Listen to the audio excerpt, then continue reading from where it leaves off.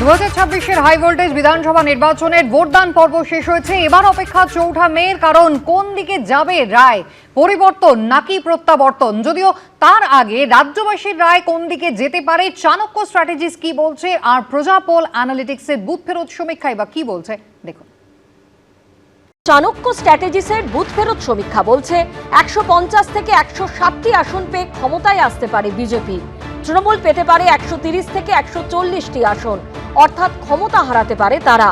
কংগ্রেসের ঝুলিতে যেতে পারে 2 থেকে 4টি আসন, অর্থাৎ বিধানসভায় শূন্যের গেরো পার করতে পারে তারা। 4 থেকে 6টি আসন পেতে পারে অন্যরা। ভোট শতাংশের হিসেবে দেখলে চাণক্য স্ট্র্যাটেজিসের বুথ ফেরত সমীক্ষা অনুযায়ী বিজেপি পেতে পারে 43 থেকে 45% ভোট। সেখানে তৃণমূলের ঝুলিতে যেতে পারে 40 থেকে 43% ভোট। কংগ্রেস 3 থেকে 6% এবং অন্যরা 8 থেকে 10% ভোট পেতে পারে এই নির্বাচনে। প্রজাপোল অ্যানালিটিক্সের বুথ ফেরত সমীক্ষাতেও বিজেপিরই ক্ষমতায় আসার জোরালো সম্ভাবনা।